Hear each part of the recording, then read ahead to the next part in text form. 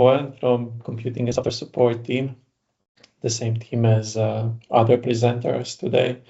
And we'll have a short presentation on ECFS, ECMWF file storage system, which is one of the archive we have at ECMWF. Milana, do you see the presentation properly? Yes. Okay, thanks. So it started in 1983. ECMWF has operated what is called large-scale data handling system, and data handling system has several components. One of them is what we call HPSS, High Performance Storage System, which is basically supporting archives like MARS and ECFS. And MARS and ECFS, the main purpose of them is to hide all the complexity of high performance storage system and provide nice and user-friendly interface. So MARS, a meteorological archival and retrieval system at ECMWF is the biggest meteorological archive globally. Currently, it holds more than 700 petabytes of meteorological data, and this is only grep and buffer. So it's quite limited what you can store. It's fully structured so that retrieval of archive data is as efficient as it can be for such system, which is backed up by HPSS and the tape libraries.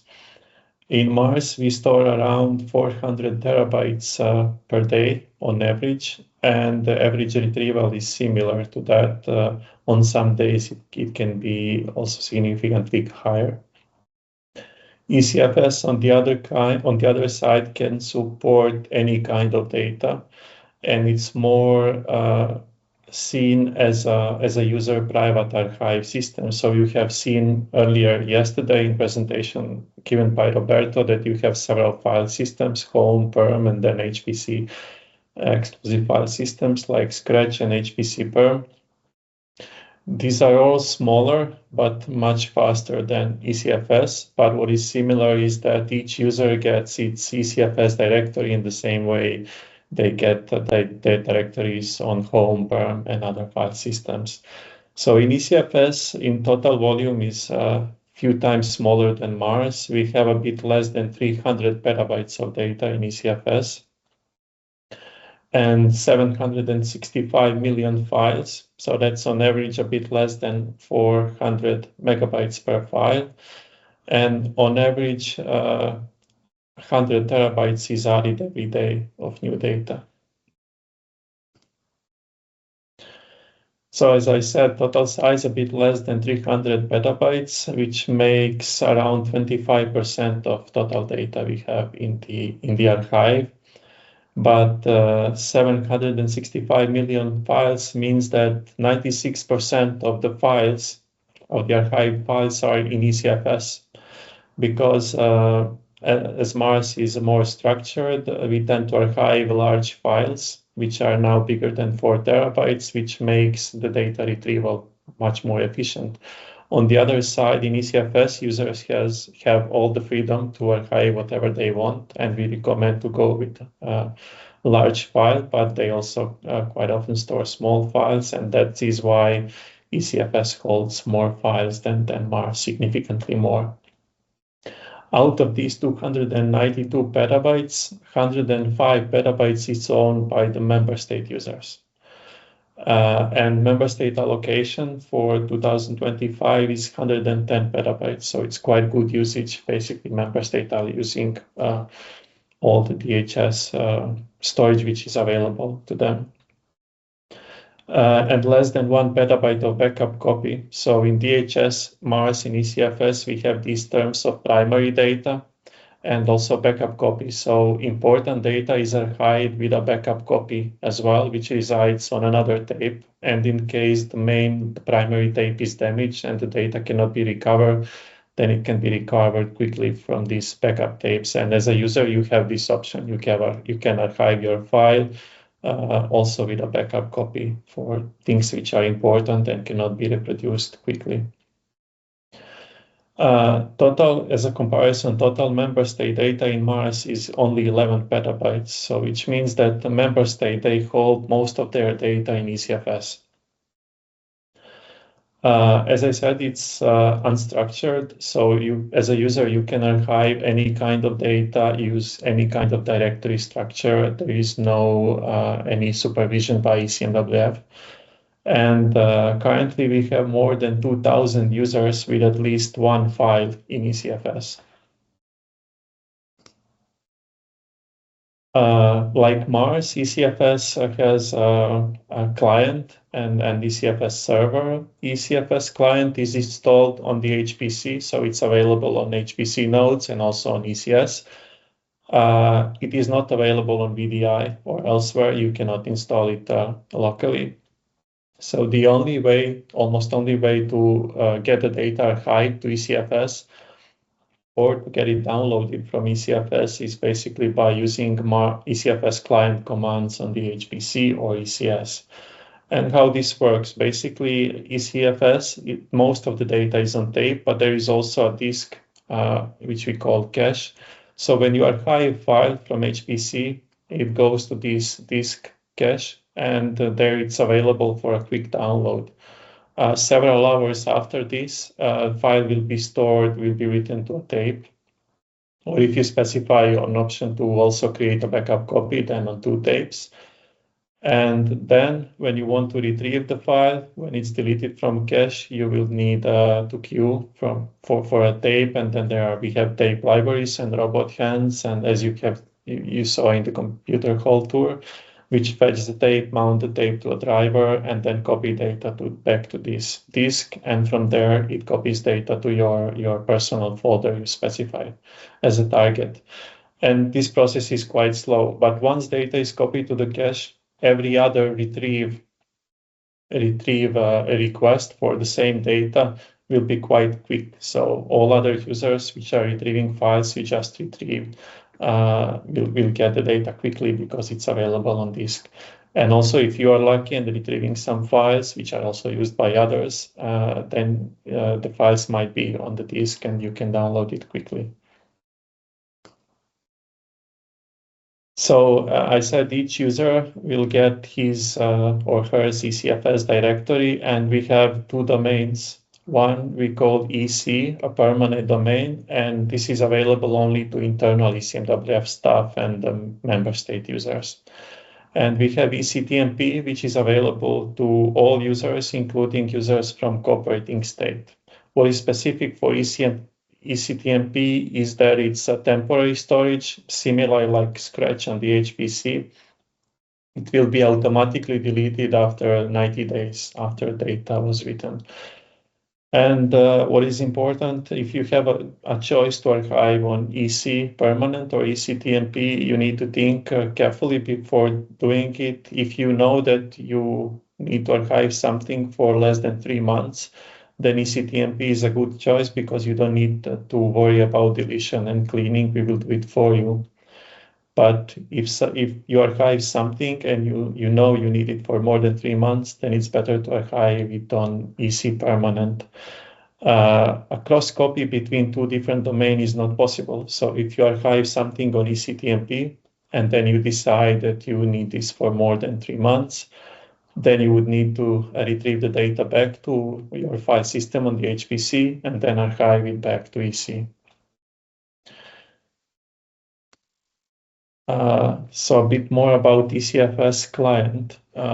Based on user feedback, which was done more than a decade ago, users prefer to have something which is very similar to standard Linux command. So even though ECFS is not a Unix file system, ECFS client consists of, we call them Linux equivalent command, which you can use to manipulate your data in ECFS. So we just have E in front of the standard Linux command. For example, ELS will list files and directories in your ECFS. ERM can remove files in ECFS, and we call this, when you run ERM, it's called soft deletion. So if you have done it by mistake, you can still contact us within 1 month, and we can recover those files. It's not hard deleted yet at that point. You can use make directory to create directories in ECFS, and ECD is equivalent to CD on Linux to switch between working directories. You can use EPWD to get a full path to your working directory. There is change mode to change permission of any file or directory in ECFS. There is change group to change group ownership. If you have more than one Unix group on the HPC, you will also see them on ECFS, and then you can swap between your Unix group. It depends who works with you and who needs to access the data. ECP will copy the files, archive them to ECFS, and also retrieve them back from ECFS. EMV is equivalent. It will just delete the source file. ECUT, it will cut content of the file to std out, to standard output. And then we have ETest, which will check the file type and will return you a lot of information about your file. Then if you want to change the time step, you can use ETouch, and you can use, of course, EMove to move the files, to rename the files in the ECFS. And we have two commands which you can use to track your usage of ECFS. ECFS status is project, will give you project level usage information, and then ECFS usage gives you ECFS usage at the user level.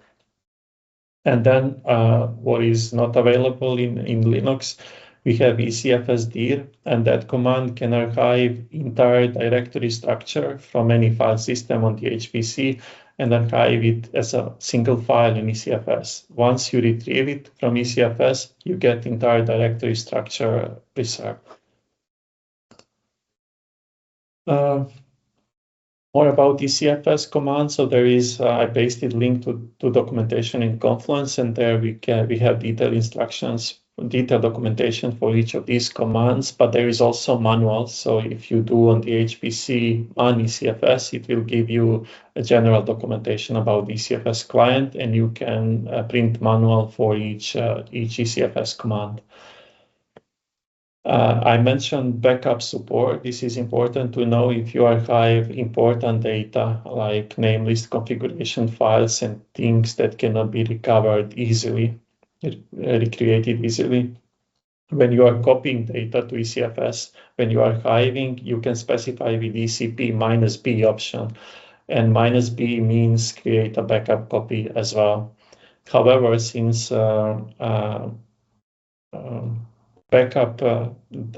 available volume of backup data is more than 3 times less than available of the primary data, you can obviously not backup everything.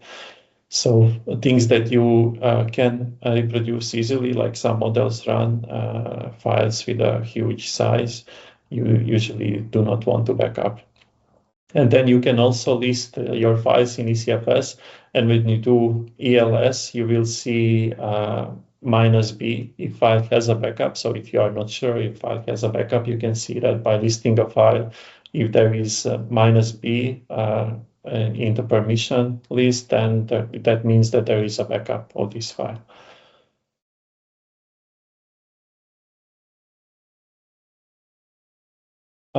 Yeah, some examples. So wildcard are supported only at the rightmost ECFS path in the file name. As you can see in the example in the green, you can use file and, for example, use wildcard after the file, but you cannot use it alone. Can you somehow create a backup of data that is already stored in ECFS? Good question. Not that I'm aware. So you would probably need to archive the same files again with the backup option. But you cannot use wildcard in the middle of the directory path. That will not work. So it works for Linux, but not for ECFS. Also, one of the interesting options when you archive files and also when you retrieve them, you can use minus parents option, which means that entire directory structure will be copied, whether from the HPC to ECFS or from ECFS to the HPC. And something Paul mentioned a few hours ago is that ECFS access can be used to access ECFS data directly. So if you do FTP or SFTP to PO access, then you can also browse your ECFS file and retrieve them directly to your local computer without having to go to the HPC. But Paul also mentioned that this is not most reliable because the data retrieval, especially when you have a large number of files which is stored on multiple tapes, can take a lot of time. And then this connection can time out before the transfers are complete. So the most reliable way is to get the data directly from the HPC. Other ECFS commands which you might find useful is EC change mode, and basically if you work with other people from your country or from your special project, you might want to change permission and then to give group writing access to your directories in ECFS and your files, and that is possible. You can do it with EC change mode. You can also change UMask. UMask is something which is not predefined in ECFS. So when you archive files for the first time, they will inherit permissions from the file system, from the original file. But you can also change this with UMask. So if you know that you want to archive a lot of files which should be also readable to your group, then you can also change UMask from 022, which is default, to a 002, and that will give write access to all members of your group. And also, if you have multiple, and most people, they have more than one Unix group, you can change between them and give access to other people. You can also make files world readable so that everyone can read your files in ECFS, and then you just send them full path to your files, and then they will be able to download the data.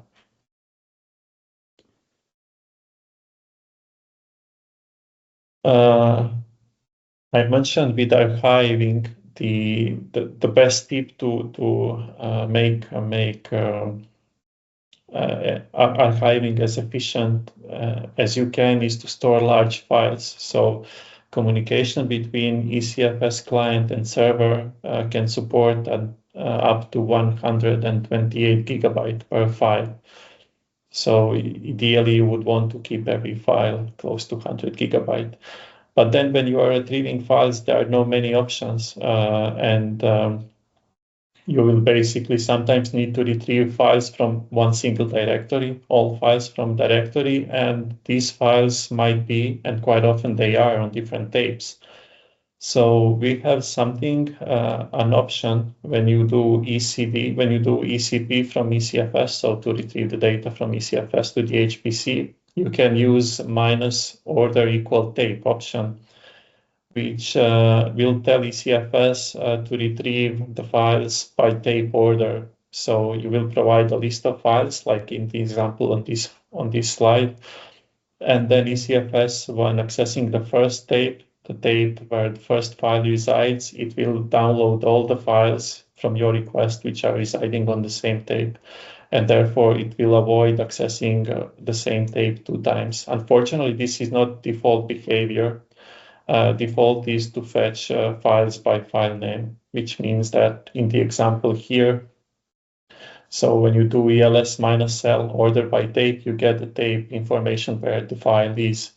And then in this case, the ECFS would try to get the file 1, which resides on tape J12345. Then the second file is on the same tape. Good.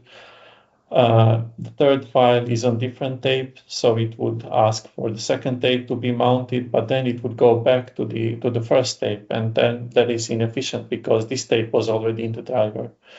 So to avoid that, you can use order by tape, and this option should always be used when you are retrieving multiple files, like large number of files. And we also have some development to make this a default option.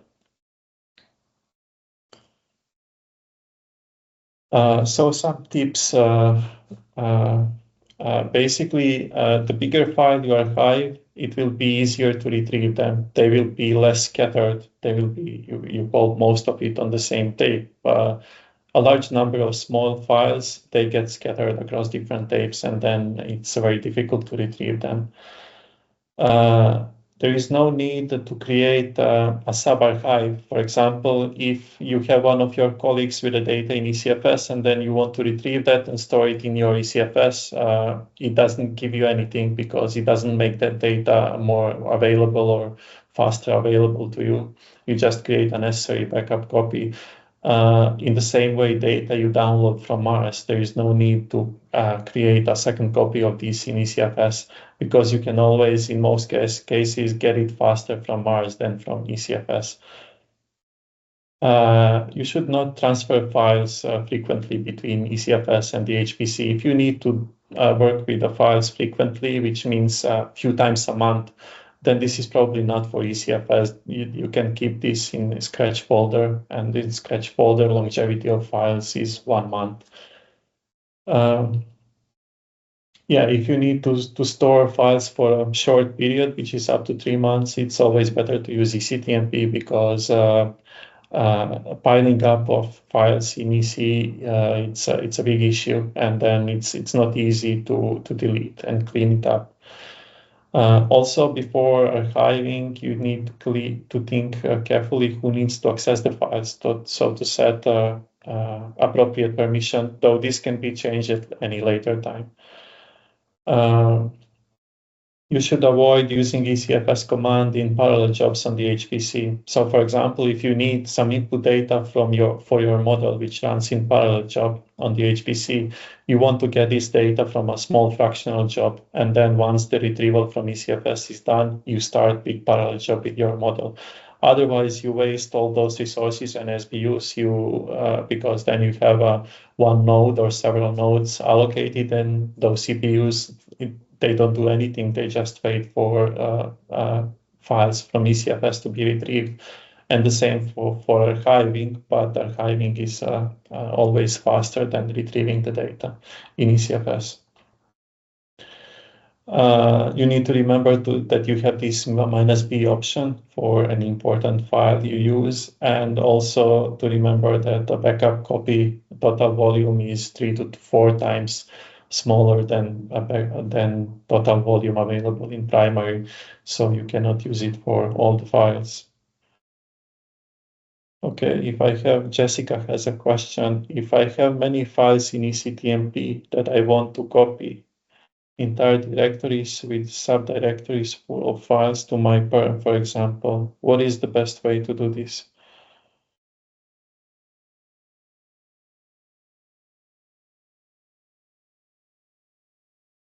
Okay, so if you, so that would be something like this in this example, but you might have more files and more subfolders, more complex structure.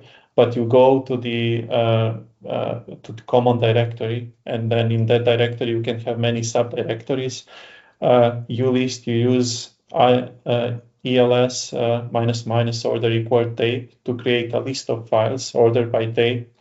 Then you add that list of files to a source list file or any other file, to a text file, save it, and then you do ECP order equal tape -f and then source list file. And source list file in this case contains relative path of all the files you want to retrieve.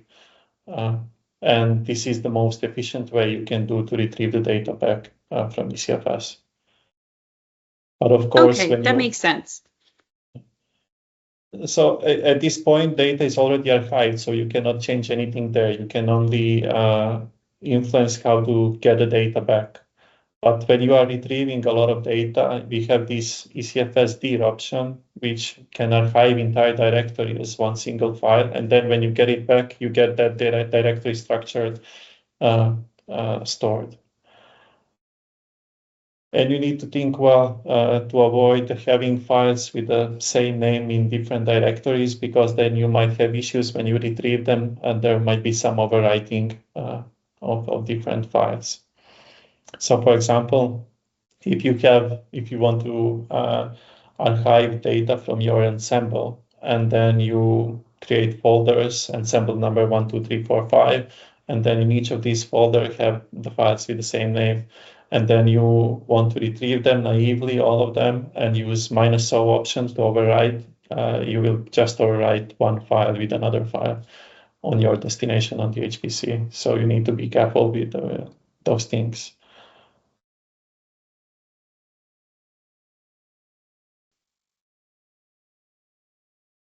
Okay, I'm finished with the presentation.